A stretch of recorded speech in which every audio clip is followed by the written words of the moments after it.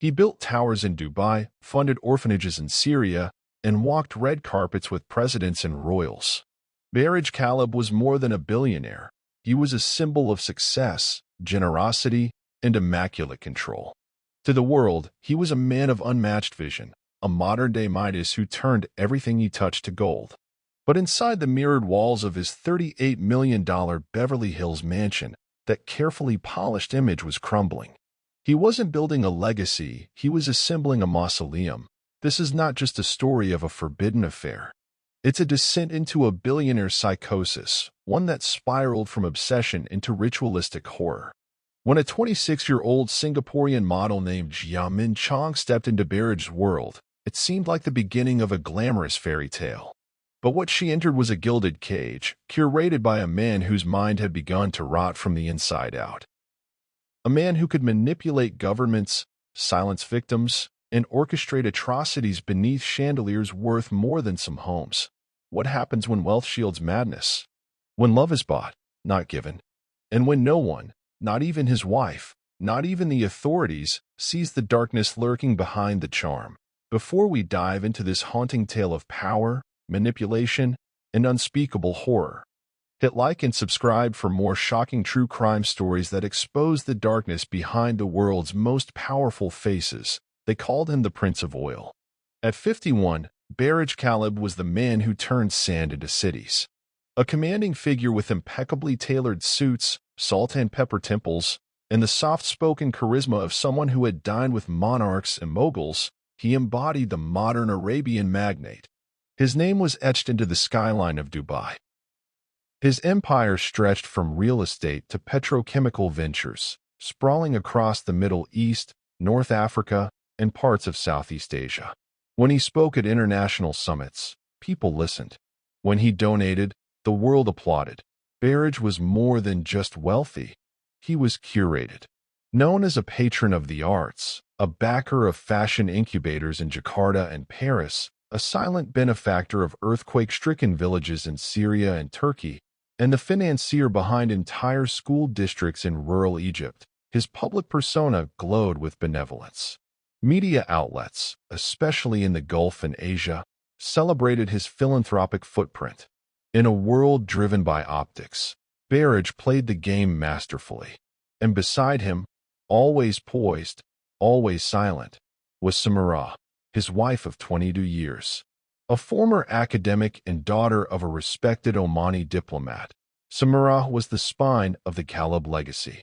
Together they had 4 children. 2 sons in European boarding schools and 2 daughters kept largely out of public view. Behind closed doors, the story was darker. What the public didn't know, what no one outside a tight, silent circle knew, was that Baraj had been diagnosed 3 years earlier with early-onset frontal lobe dementia, a cruel, degenerative condition that strips a man not of memory first, but of his morality, his emotional depth, and ultimately, his ability to differentiate want from compulsion. It doesn't come with forgetting birthdays or getting lost on the way home. It comes with disinhibition, recklessness, emotional chaos. In Baraj's case, it manifested in deeply disturbing ways. Samira had done everything in her power to keep it hidden, not just from the media, but from their inner circle, friends, shareholders, even their children. In their culture, weakness in the man of the house, especially a man of Baraj's stature, meant risk. It meant instability. And above all, it meant disgrace. Samira feared not just the collapse of the business empire, but the social humiliation that would follow. So she built a fortress of silence and control. She tightened the household staff, replaced longtime assistants with vetted, nonverbal subordinates, and paid doctors and aides under NDAs thicker than war dossiers. But diseases like this don't wait for convenience. The unraveling had already begun. Baraj became paranoid, certain that his sons were plotting to overthrow him, that the CIA was monitoring his emails, that his imported koi pond had been poisoned by the Mossad. He demanded his bedroom be swept for bugs nightly. He fired and rehired his personal chef 3 times in 1 week, accusing him alternately of theft, sedition, and secret homosexuality. His fixation with control seeped into every aspect of his world, from the precise way Samira was to style her hijab, to the 22-point checklist for how his morning coffee must be prepared. 1 sugar, then none, then only Turkish, then exclusively French press flown from Marseille. Worse, he began to spiral emotionally. He wept when watching perfume commercials, screamed if his car door wasn't open precisely on time, slapped a longtime bodyguard for breathing too loudly during a prayer session. Samira would patch over the cracks with delicate lies, jet lag, stress, spiritual warfare, fasting. But privately, she was drowning. She consulted every neurologist discreetly accessible. Some advised medication. Others recommended long-term care. But Samira knew care meant exposure. Exposure meant legacy death. So she made a decision. She would hold the house together. No matter the cost. No matter the danger. But as Baraj's mind deteriorated, something darker began to fill the void. A hunger for youth. A hunger for adoration. A hunger that couldn't be bought off with flattery or calmed with prayer. And soon, that hunger would have a name. Jiamin Chong wasn't supposed to be in Los Angeles. At least, not yet. At 26, she was a rising star in Singapore's fashion scene, gracing local magazine covers, closing for regional runway shows, and serving as the face of a mid-tier skincare line. But Jia had bigger dreams. She wanted Paris, Milan, a Vogue spread that didn't need translation. Her agent warned her she was too soft, too classic, not edgy enough for the Western world. Jia didn't care. She believed her time was coming. And that belief became prophecy the night she met Baraj Ghalib. The encounter happened at a Four Seasons ballroom in Beverly Hills during a silent auction benefiting displaced Syrian children. It was the kind of event that drew Hollywood C-listers, foreign royalty, and those rich enough to pretend they cared. Jia had been invited by a mutual contact, a Lebanese designer who owed her a favor. She wore a custom black silk number with a plunging neckline that drew more glances than bids. Baraj noticed her instantly. He approached her like a seasoned collector. Not rushing, not boasting, simply arriving. He didn't introduce himself with titles or wealth. He asked about her dress, then her background, then her future. His voice, deep and slow, unspooled with gravity. And when he offered his private card, no numbers, just a gold sigil and the name BG, he did it like a king bestowing a secret. Within 72 hours, she was standing in front of his Beverly Hills compound. 45,000 square feet of steel, marble, and intimidation. Valets in charcoal uniforms. A koi pond that ran through the house like a living artery. Floor-to-ceiling windows so clean they looked like voids. Inside, she was offered saffron tea, a tablet to sign NDAs, and a tour by a woman who didn't speak. Baraj greeted her in a turtleneck and blazer, flawless, casual, terrifying. He spoke of collaboration. He said he'd seen potential in her, something undiscovered. He had a vision, Jiamin Chong, a global brand. He'd fund a capsule collection, fly her to ateliers in Tokyo and Madrid. All I ask, he said, is loyalty and presence. If you trust me, you won't have to dream anymore. You'll wake up living it. She stayed that night. At first, it felt like seduction. Gourmet breakfast prepared by invisible staff. Gifts, bags, watches, shoes delivered in velvet boxes. Chauffeured rides to fittings and meetings she didn't remember scheduling. His attention was consuming. He watched her try on dresses like a sculptor studying marble. He'd correct her posture mid-sentence. Comment on how the light hit her cheekbone at 3:15 p.m. It felt like being worshipped until it didn't. Soon, the rules started. No outside phone calls without clearance. Her old Instagram was deleted, replaced by a new one managed by a PR team she never met. She was no longer allowed to eat anything not prepared by the house chef. She had to wear certain colors, certain fabrics. He wanted her in earth tones, always barefoot indoors, hair down. When she asked why, he replied, "You were born to be softer. The world made you loud." Friends who tried to reach her were blocked. Some even reported strange responses from her email messages she swore she never sent. One of her cousins flew to LA to check on her. He never made it past the gates. She never saw him. And then there were the injections. Baraj told her they were vitamin treatments, imported from Zurich, crafted for optimal skin elasticity and cognitive clarity. The first time he administered it, she felt light, then blank. Hours passed. She didn't remember falling asleep. The second time, she vomited after. But the third time, she didn't resist. She stopped resisting altogether. Her days became liquid, sleeping too long, then not at all. Laughing, then sobbing. Her hands trembled, her thoughts wandered. She would wake up in the same room but positioned differently. Her clothes changed. Her phone gone. It was only by chance that she discovered the surveillance. A glint above the bathroom mirror. She climbed onto the sink and found a lens, almost invisible, embedded in the frame. Later, she'd discover more, behind the chandelier, above the bed, inside the vent. The entire compound was a machine, and she was just another moving part within it. Baraj would watch her sleep. He'd call her at 3 a.m. from the next room just to ask what she was dreaming. Once, she caught him recording her during a bath, his face lit by a tablet screen, expressionless. She tried to leave twice. The first time, a driver took her to the airport, but her passport was missing. The second time, she texted a friend a code word they'd agreed on back in Singapore. The message never sent. By then, Jia wasn't a guest. She was a possession. Jia Min Chong had grown used to the silence in Baraj Ghalib's mansion, a deep, perfumed quiet, broken only by the sound of her own footsteps echoing through marble corridors. But silence, she learned, had weight. It could press in on you, fill your lungs, make you forget what the outside world even sounded like. And then, one morning, the silence cracked. It began with something mundane, a lost bracelet. A slim silver chain, a gift from her younger sister back in Singapore, tucked somewhere in the folds of Baraj's walk-in closet. He'd left for Dubai that morning in a black armored SUV convoy, claiming he'd be gone for 2 days. No staff lingered in the upstairs quarters. The suite was hers for now. Baraj's closet was absurd. A personal museum of couture and luxury. Brioni suits arranged like military ranks, shelves of custom loafers lit like art, drawers of watches that ticked in harmony. But tucked behind a row of tailored coats, behind a panel that didn't quite sit flush with the wall, Jia noticed something out of place. A metallic seam. She pressed on it. The panel popped open.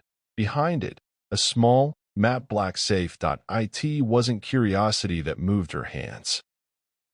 It was compulsion. She had watched Baraj punch the code in once, casually, when retrieving what he called documents for Zurich.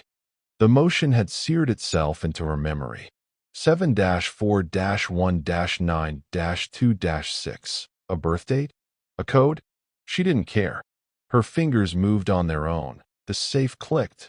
Inside, no documents. Just a red leather portfolio. She opened it. And the world tilted. Photographs. Dozens. Printed on thick, glossy paper. Studio quality. Each one a portrait of horror. 13 women.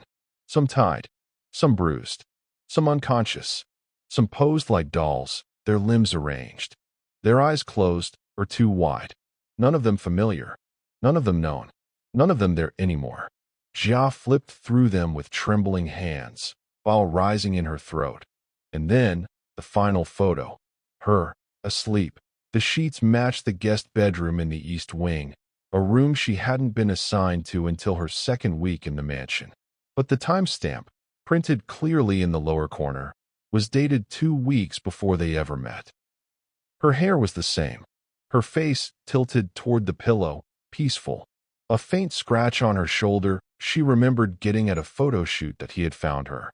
Stalked her, entered her room, photographed her, before she'd even known his name. The scream that left her throat didn't echo. It shattered. She tore through the suite, grabbing her phone, her passport, a handful of cash she'd stashed under the mattress months ago. She didn't bother calling anyone. She knew now that no one would answer. Her heart was a snare drum in her chest. She ran down the spiral staircase, across the foyer.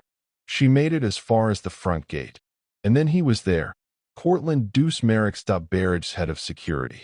A man who once served in covert operations in Yemen, who had CIA clearance and an ankle knife no metal detector ever found. He moved like a panther, silent, efficient, final. "You don't want to do this, Jia," he said calmly, as if she were late for tea, not fleeing for her life. "I have to," she choked, trying to push past him. His hand gripped her arm, just firm enough to freeze her, just soft enough to make it feel rehearsed. Within 30 minutes, she was sedated. Baraj returned early. That night, he stood beside her hospital bed at Cedars-Sinai's private psychiatric wing, flanked by 2 attorneys and a doctor whose name she didn't recognize. Her wrists bore faint red lines from the restraints they'd since removed. Her mind felt cloudy, drenched in something chemical. "She's suffering from acute delusional disorder," Baraj said, not to her, but to the clipboard-holding psychiatrist. "Hallucinations, paranoia. I just want her safe." She tried to speak. Her tongue didn't obey. They labeled her unstable, a danger to herself, a risk to others, and so she was held. Involuntarily. 72 hours. During that time, Baraj began erasing her. Emails disappeared. Bank accounts locked. Her modeling portfolio scrubbed from the agency website. Her mother received a formal notice from a Singaporean embassy contact. Jia Min Chong was undergoing private medical treatment in Los Angeles and requested no further communication. None of it was true. By the time she was discharged, Jia wasn't Jia anymore. She was a ghost with a name no one said out loud. Tanaya Blaze had always been the one who noticed everything. On runways in Paris, in cramped trailers during Milan Fashion Weeks, in hotel lobbies where deals were whispered and bodies were traded for access. Tanaya saw it all, remembered it all, filed it away behind her almond-shaped eyes and smooth, unflinching smile. But nothing prepared her for the envelope that arrived without return address. Postmarked from Los Angeles, no note inside, just a single photograph. A girl.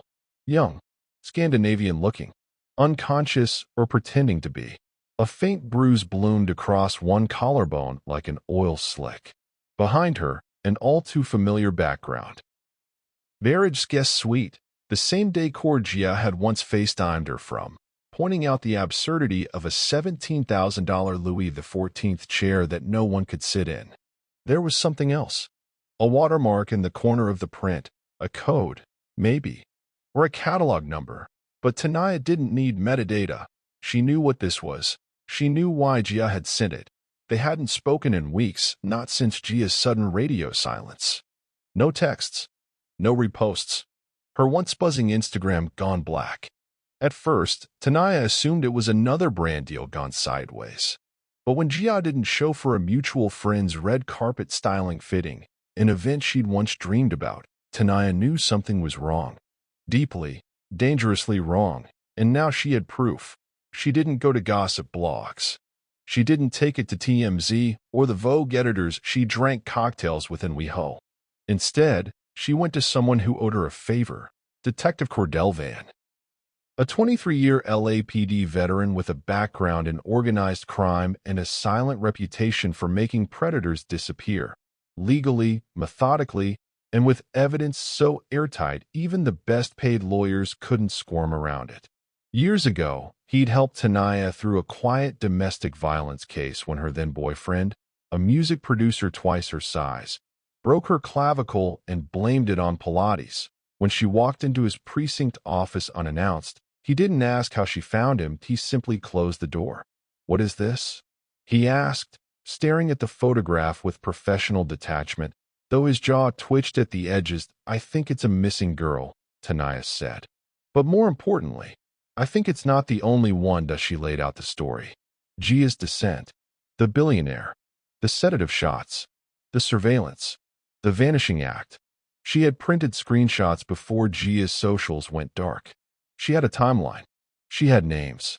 And now, she had something else, fear. The kind of fear that grows roots in your voice. Van nodded once. "Leave this with me." 3 days later, he called her back. The girl in the photograph had a name, Linnea Schoberg, a Swedish exchange student who had gone missing from USC's campus 15 months prior. Her case had quietly stalled after no body, no phone activity, and no surveillance footage ever emerged. The last known sighting had been at a private gala, hosted by a Beverly Hills developer known for quiet donations to international aid groups, Baraj Ghalib. That name didn't come up in Linnea's case file before. Now, it was at the top of a new one. Van reopened the investigation, not just into Linnea's disappearance, but into every unexplained vanishing within a 10-mile radius of Baraj properties, Los Angeles, Dubai, Jakarta. The deeper he dug, the darker the soil became. Patterns emerged. Women with modeling backgrounds, temporary visas, no close family in the country, all seen once at exclusive events. All gone without noise. Tanaya had kicked over a nest of shadows. She didn't know it yet, but she had just become a target. It was just after 3 a.m. when the battering ram struck the wrought iron gate of 27 Avalon Ridge, the address known in high society as the Ghalib estate.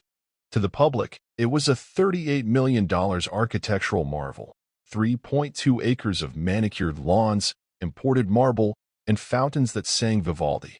To the LAPD's Special Circumstances Unit, it was something else entirely, a suspected crime scene with enough red flags to paint the Pacific.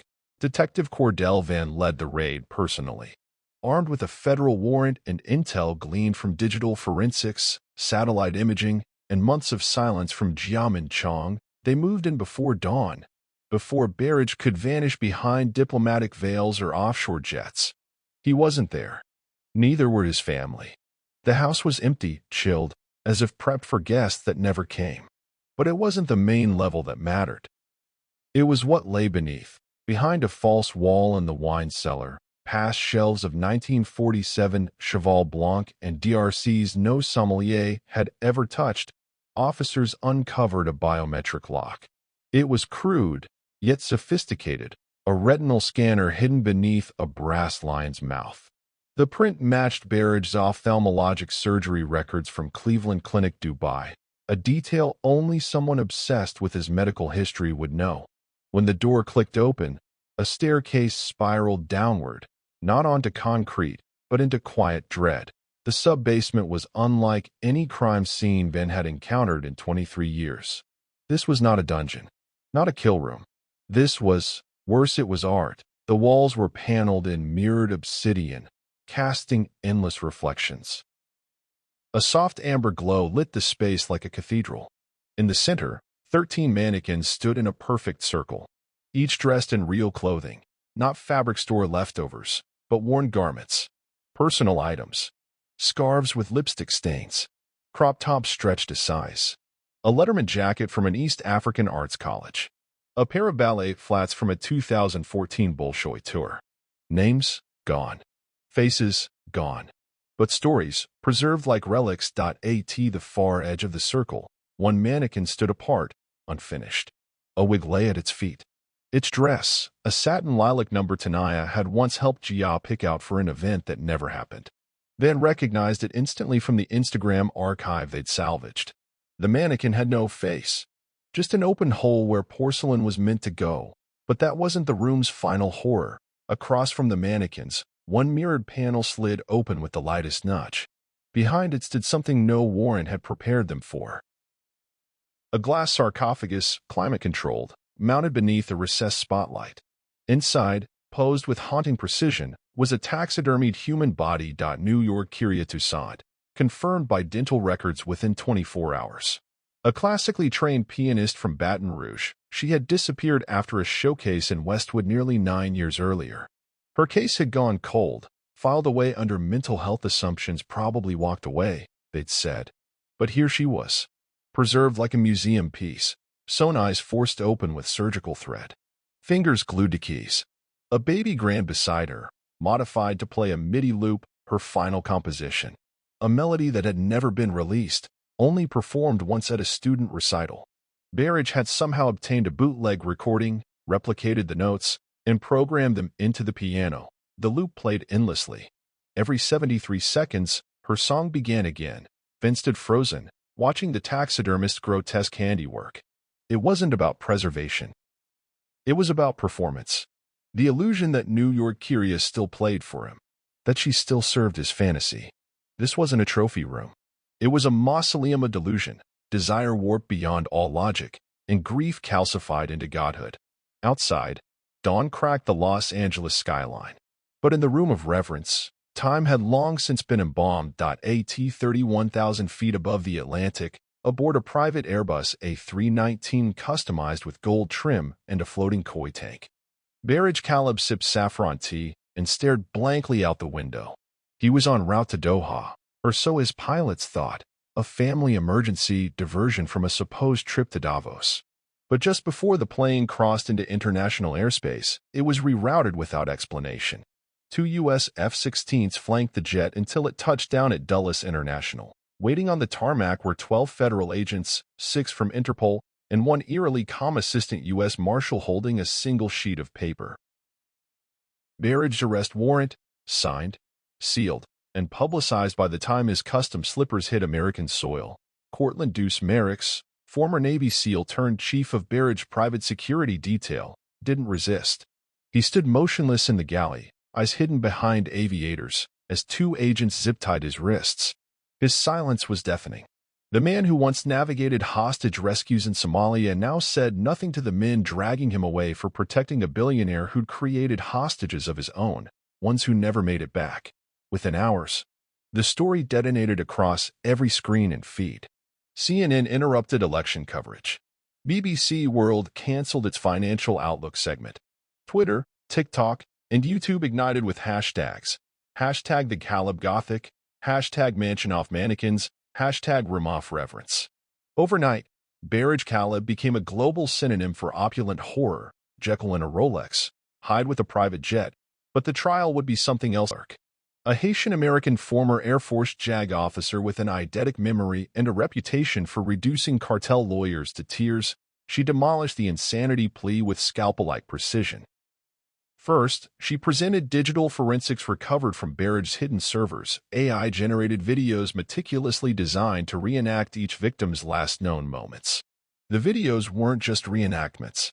They were stylized, cinematic, scored, edited. He hadn't just murdered, he had directed the horror, with precision and pride. Then came the financial trail.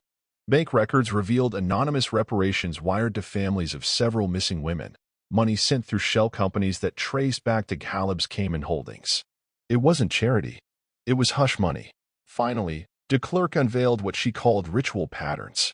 Handwritten logs, inked in French-Arabic hybrid script, cataloging every element of Baraj's grotesque system. What each woman wore, ate, said before sedation. He'd ranked their performances like Michelin meals. This wasn't dementia. This was curation. Throughout the trial, Baraj sat quietly, occasionally whispering to an unseen figure across the courtroom. Sometimes he smiled at the wall. Other times he wept during his own AI films, mouthing the words as though reciting scripture. The press called it madness. De Klerk called it a show. Insanity, she told the jury in closing, doesn't write a symphony of death and tune each instrument. This was never about a failing mind. It was about control, godlike, grotesque control. The world watched and waited. The curtain had finally lifted on the man who built towers, funded orphanages, and constructed, brick by brick, his own cathedral of madness. The verdict came quicker than anyone expected. 13 minutes. Not even long enough for a coffee break. The courtroom, already suffocating with anticipation, erupted in a collective gasp when the foreperson stood and announced the decision, guilty on all counts. Not a single charge spared. Not the kidnappings, not the murders, not the grotesque desecrations. The families of the victims cried openly, some collapsing into one another. Baraj Ghalib, dressed in a tailored gray suit and shackled at the ankles, showed no emotion. He looked straight ahead, as if the verdict was someone else's to bear. Judge Renee Gilchrist didn't mince words. Known for her precision and poise, she took a long pause before reading the sentence. "Mr. Ghalib," she said, her voice cutting through the silence like a blade, "for the unimaginable horrors you orchestrated behind the veil of wealth and charm, for the lives stolen, desecrated, and discarded as if they were trinkets in your museum of madness, this court sentences you to 573 years in federal custody. You will never walk free again. And may history remember what happens when power is left unchallenged. There was no applause. Only silence. Heavy. Final. A tycoon who once walked red carpets with kings would now rot in a concrete box until the end of days. But the horror hadn't finished whispering. 3 months after the trial, during routine pool renovations at the now-seized Beverly Hills compound, construction crews uncovered a second vault buried deep beneath the mosaic tile floor of the indoor spa. No entry in any blueprint. No record in any plan. The sealed chamber, accessible only via biometric scan that no longer worked, had to be blasted open. What they found was worse than imagined. 2 more glass sarcophagi. One held the mummified remains of Kenji Ishiro, a Japanese male model reported missing in 2015 after a Milan Fashion Week afterparty. He was dressed immaculately in a custom Dior tuxedo, hands clasped, eyes sewn shut. It was clear he had been preserved like the others, turned into a permanent exhibit in Baraj's unholy gallery. The second sarcophagus was something else entirely. A mannequin, but built from human bones cleaned, bleached, and fused with synthetic joints. The rib cage had been painted gold. The skull wore a red silk scarf Jia Min had once modeled in Singapore Vogue. The outfit was unmistakable, her favorite runway look. Stapled to the inner glass wall was a plaque etched in Baraj's distinctive calligraphy. For eternity, the discovery rocked the nation once again. News vans returned. Conspiracy theorists reawakened. Was Jia Min still alive? Was she dead? Or had this been his plan for her all along, a farewell monument to a muse he never intended to let go?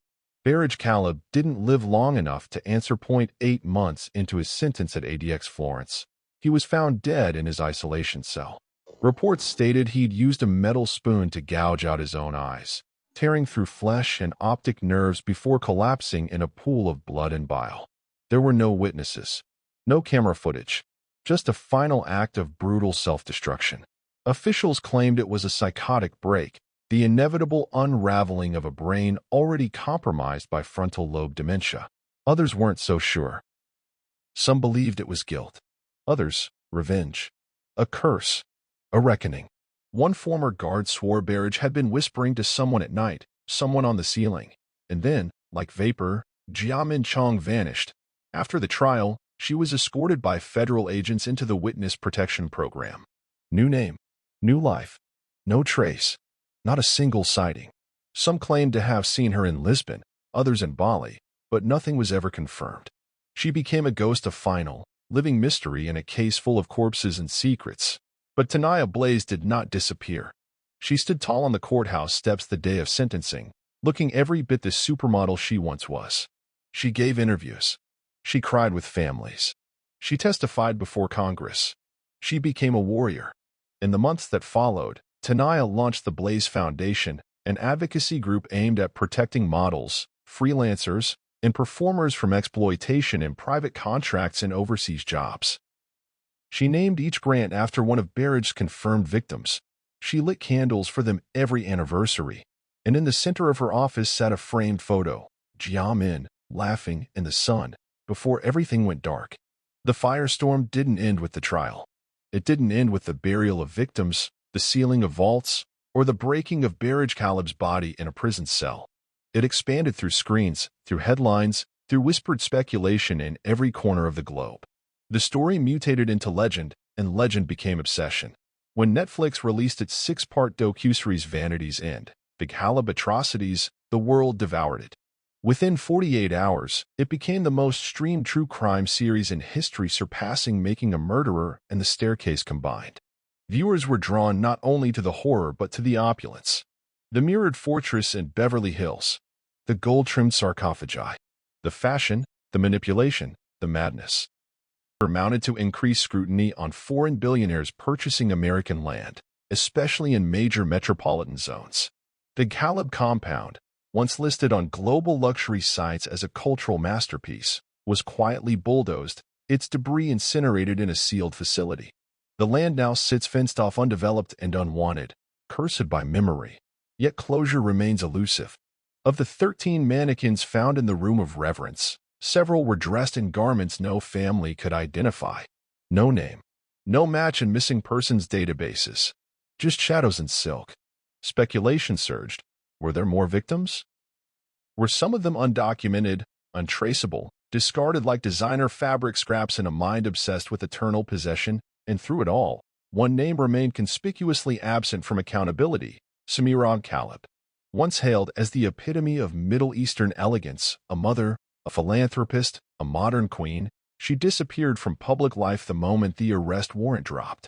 Her last known appearance was outside a Zurich boutique, shielded by 2 bodyguards, her hair wrapped in ivory silk, eyes covered by mirrored sunglasses.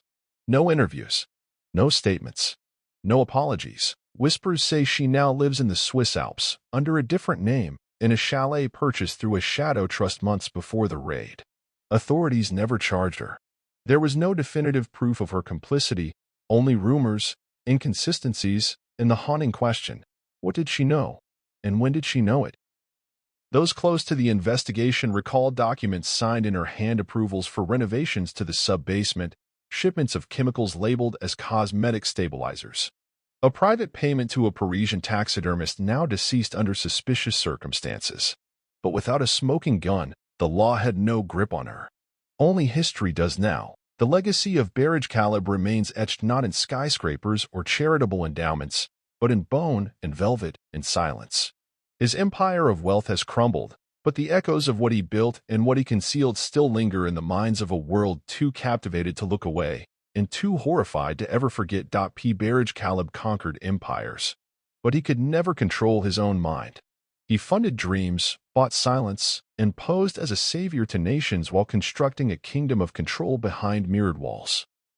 His legacy wasn't written in oil or architecture, it was carved in glass coffins, in mannequins dressed in pain, in the vanished lives he tried to freeze in time.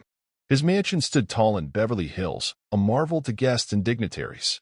But beneath its polished floors and museum-grade art was a graveyard, one built not just of bodies, but of obsession, delusion, and secrets no vault could contain without bleeding. And in the center of it all, Jiamin Chong, a rising star turned prisoner in couture, drugged, watched, silenced. Her survival wasn't luck. It was the spark of resistance, mailed in a single photograph, and a best friend who refused to stay quiet. Without Tanaya Blaze, would Jiamin have ever escaped that fortress alive? Or would her body, too, have been taxidermied and sewn into his twisted gallery, labeled forever? The truth is, we may never know the full extent of Baraj's madness.